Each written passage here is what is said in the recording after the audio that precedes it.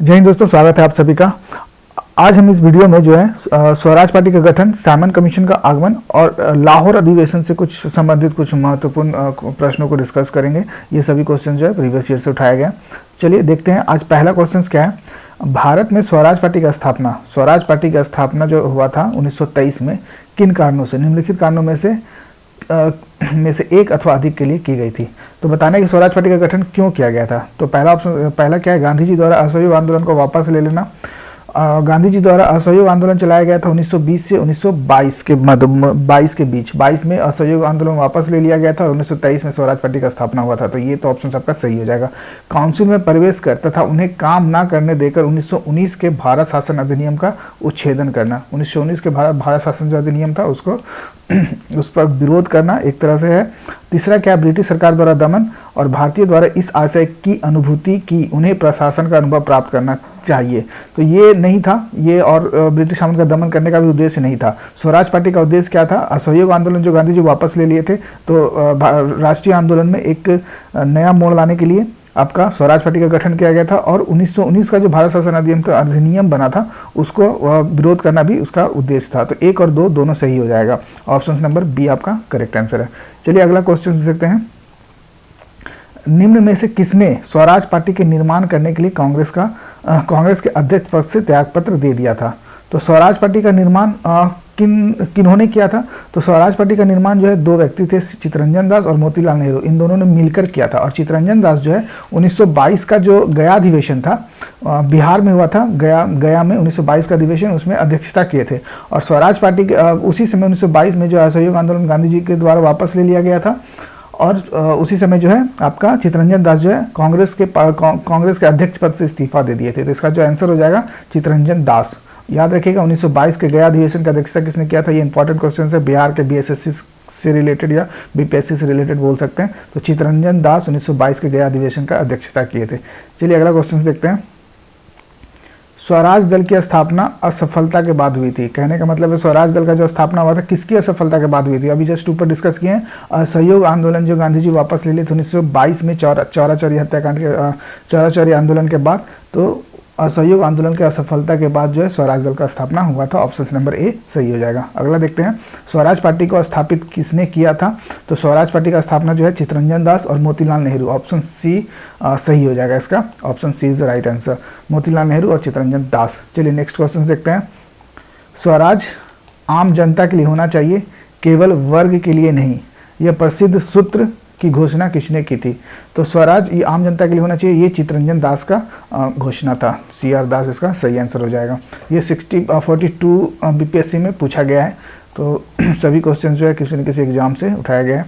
वे राष्ट्रीय नेता कौन थे जो 1925 में सेंट्रल लेजिस्लेटिव असेंबली के अध्यक्ष निर्वाचित हुए थे।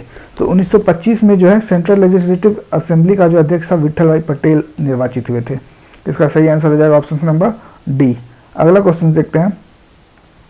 साइमन कमीशन भारत किस वर्ष आया था। स्वराज पार्टी से हम लोग 3-4 क्वेश्चंस जो था इंपॉर्टेंट था कि स्वराज पार्टी का गठन 1923 में मोतीलाल नेहरू और चित्तरंजन दास ने किया था। उसके बाद क्यों किया था, तो असहयोग आंदोलन के असफलता के बाद किया था। ये 2-3 क्वेश्चन था इंपॉर्टेंट। अगला जो है साइमन कमीशन जो भारत आया था 1928 में। साइमन कमीशन भारत किस वर्ष आया था, 1928 में। और अगर यही क्वेश्चन पूछा जाता है साइमन कमीशन का गठन कब हुआ था, तो इसका आंसर हो जाएगा 1927। साइमन कमीशन का गठन पूछा जाएगा तो 1927। और भारत किस वर्ष आगमन हुआ था, 1928 में। चलिए अगला देखते हैं क्वेश्चन। साइमन कमीशन के आने के विरुद्ध भारतीय जन आंदोलन क्यों हुआ। तो साइमन कमीशन जो बना था एक आयोग बोल सकते हैं। इसमें भारत के संविधान को बनाने के लिए एक आयोग बना था। और उस आयोग में जो है एक भी भारतीय शामिल नहीं थे। इसी का विरोध जो है भारतीय राष्ट्रीय कांग्रेस पार्टी कर रहे थे। उसी में लाला लाजपत राय का भी जो है विरोध करने के दौरान जो है लाठीचार्ज में गंभीर रूप से घायल हुए थे और उनकी मृत्यु हो गई थी। तो ये जो क्वेश्चन है आपका क्वेश्चन नंबर 8, साइमन कमीशन के आने के विरुद्ध भारतीय जन आंदोलन क्यों हुआ था। तो इसका ऑप्शन सी देखिए, साइमन कमीशन कोई भी भारतीय सदस्य नहीं था। ये सही आंसर हो जाएगा, ये आपका सही हो जाएगा ऑप्शन सी। चलिए आगे देखते हैं। साइमन आयोग की नियुक्ति किया गया था। तो नियुक्ति भारत आने से 1 साल पहले 1927 में, नवंबर 1927 में आपका साइमन आयोग का नियुक्ति हुआ था। और फरवरी 1928 में भारत इनका आगमन हुआ था।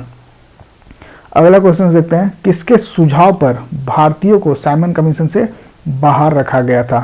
तो एक भी भारतीय शामिल नहीं थे उस आयोग में, और उस समय 1928 में आपका वायसराय जो था भारत का, लॉर्ड इरविन था। लॉर्ड इरविन का कार्यकाल 1926 से 1931 तक था। तो इसका जो सही आंसर हो जाएगा ऑप्शन नंबर डी। चलिए नेक्स्ट क्वेश्चन देखते हैं।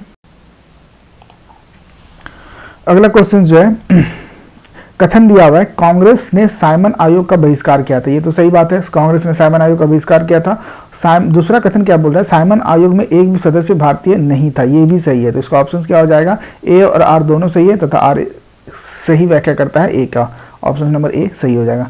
चलिए अगला क्वेश्चन देखते हैं, लाला लाजपत राय घायल हुए थे। तो अभी जस्ट ऊपर डिस्कस किए हैं कि लाला लाजपत राय जो है साइमन कमीशन के विरोध में हुए लाठीचार्ज में घायल हुए थे। ऑप्शन नंबर ए सही हो जाएगा। और इसी में इनका जो है लाला लाजपत राय का मृत्यु भी हो गया था।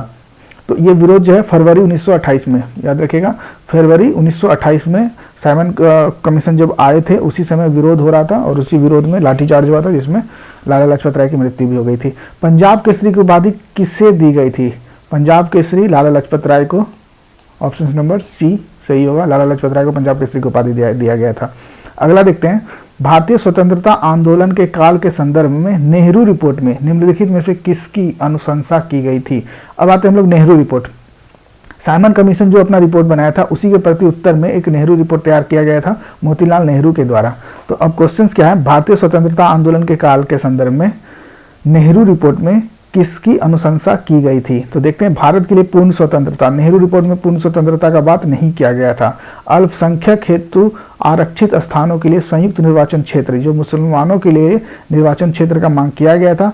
दूसरा क्या है, संविधान में भारतीयों के लिए मौलिक अधिकार का प्रावधान, ये भी किया गया था। तो ऑप्शन नंबर इसका 2 और 3 सही हो जाएगा, जो कि आपका बी में 2 और 3, ऑप्शन नंबर बी सही हो जाएगा। पूर्ण स्वतंत्रता का मांग इसमें नहीं किया गया था। पूर्ण स्वतंत्रता जो है पारित किया गया था 1921 में। आगे क्वेश्चन मिल जाएगा, देख लेते हैं।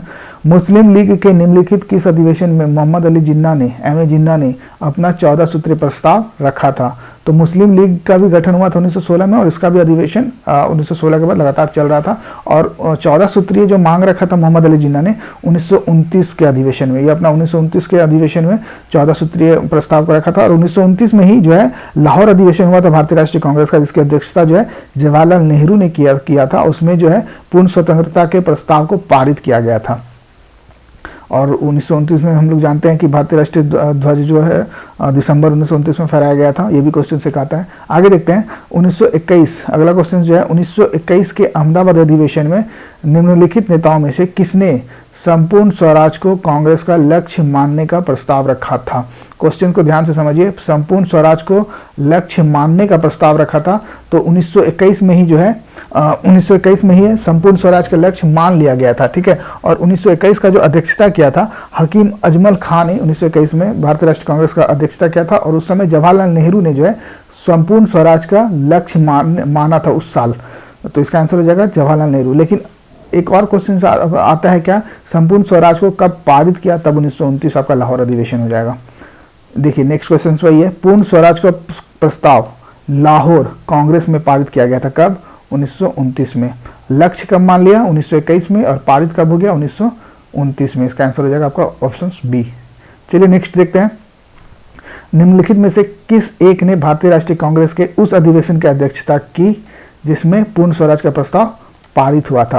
तो पूर्ण स्वराज का प्रस्ताव कब पारित हुआ था? लाहौर अधिवेशन 1929, जिसका अध्यक्षता किया था पंडित जवाहरलाल नेहरू। ऑप्शन बी इसका सही आंसर हो जाएगा। चलिए अगला क्वेश्चन देखते हैं। नेक्स्ट है, 31 दिसंबर 1929 को अर्धरात्रि में भारतीय राष्ट्रीय ध्वज को किसने फहराया था? तो लाहौर अधिवेशन था, याद रखिएगा, लाहौर अधिवेशन था। और जवाहरलाल नेहरू ने 31 दिसंबर 1929 को भारतीय राष्ट्रीय ध्वज को पहली बार फहराया था। और उसी समय से पूर्ण स्वराज जो है कि भारत के लिए स्वराज मान लिया गया था। चलिए नेक्स्ट देखते हैं,